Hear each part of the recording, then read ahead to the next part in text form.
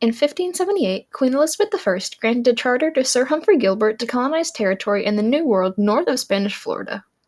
The expedition claimed St. John's, Newfoundland, for England in 1583, but Gilbert was lost at sea as the expedition tried to return to England. After Gilbert's passing, Queen Elizabeth divided the charter between his brother Adrian Gilbert and his half-brother Sir Walter Raleigh. Raleigh was given the land south of Newfoundland, which included much of the east coast of the North American continent. His charter stated that he needed to establish a colony by 1591 or he would lose his right to colonize. Unfortunately, Raleigh was not allowed to lead voyages to the Americas, and instead entrusted the missions to his associates and stayed in London. The first expedition departed England on April 27, 1584, led by Philip Amadas and Arthur Barlow. They landed in an inlet north of Hatteras Island near Cape Fear on July 13th. When they returned to England in the autumn of 1584, they brought back two natives, Wanchese, a Secotan, and Montejo, a Croatan. The land discovered was reported to be pleasant and bountiful, though these accounts may have been embellished. If they were, the embellishment worked, and Queen Elizabeth was very impressed with the findings. She proceeded to knight Raleigh and grant him the land of Virginia. After this, Raleigh quickly found investors to fund a colony. The colony established by this expedition was called the Lane Colony, named after Governor Ralph Lane. However, this colony was not successful and it was abandoned due to lack of supplies and poor leadership.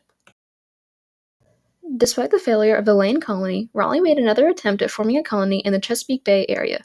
About 115 people joined the colony, including John White's pregnant daughter Eleanor and her husband Ananias Dare. On July 22nd, the expedition anchored at Croatan Island. The plan was to take 40 men ashore to nearby Roanoke Island, where they would talk to some men stationed at the old Lane Colony. When the site was located, though, the party found that the fort had been dismantled and the houses stood abandoned. There were no signs of the men other than a few bones. The party made camp at the old Lane Colony site, but struggled through conflicts with natives and a lack of resources. The colony was struggling enough that they decided to relocate 50 miles up the Albemarle Sound in hopes that there would be more resources there. Eventually, the colonists persuaded John White to journey back to England to ask for help. He left on August 27, 1587. Due to a threat of Spanish attack, White was not able to return to the colony until 1590. White anchored his ships at Croatan Island on August 12th, but unfortunately did not use this time to contact the tribe for any information about his colony. A smaller boat was then dispatched to sail to Roanoke Island. The crew investigated a few fires coming from various spots on the island, but turned up nothing. They made landfall on the north end of the island on August 18th, finding fresh tracks in the sand but not seeing any people. They also discovered the letters CRO carved into a tree. The site of the colony had been fortified by a stake wall with the word Croatoan carved into one of the posts. White took these inscriptions to mean the colonists had peacefully relocated to the Croatoan island, since before he left, the colonists had agreed to leave a secret token indicating their destination if they were to move. If they had left due to an emergency, it was agreed that they would leave a cross pate, a cross with arms that were narrow at the center and flared in a curved shape to be wider at the edges.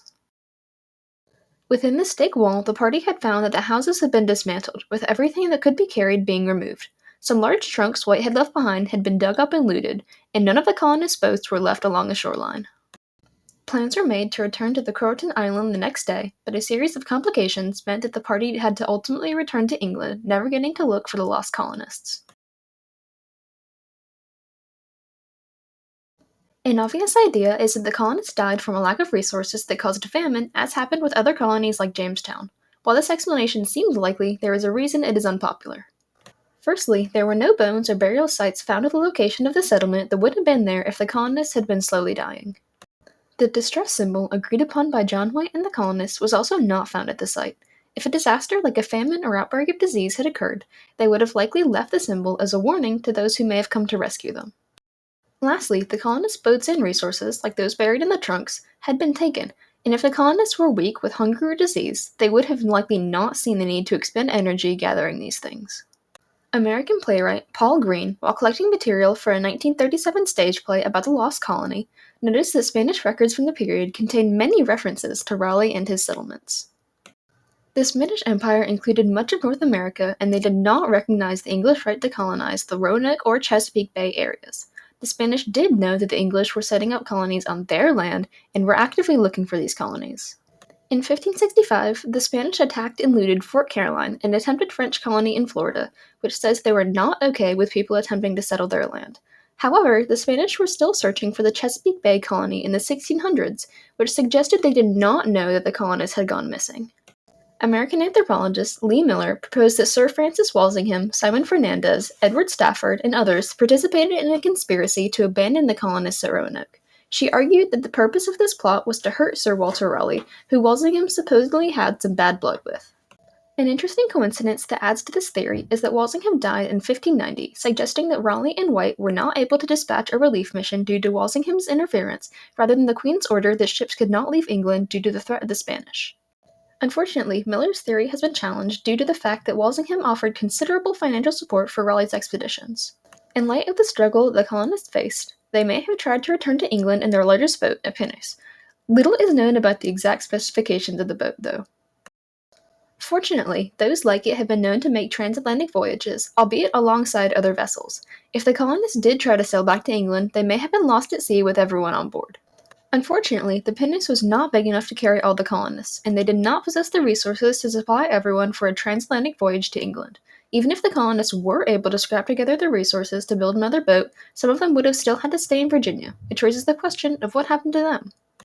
The word Croatoan, carved into a fence post, suggested that the colonists may have joined a native tribe. While the Croatoans were the most obvious choice, there were many tribes in the area. The term Croatoan was also used to describe locations on the mainland, across the Pamlico Sound. The tribe in this area was known as the Machiponga. It was reported in the 1880s that natives in the area had retained surnames and linguistic characteristics from the 1587 colonists. The Catawba and Coree tribes have also been linked to the lost colonists.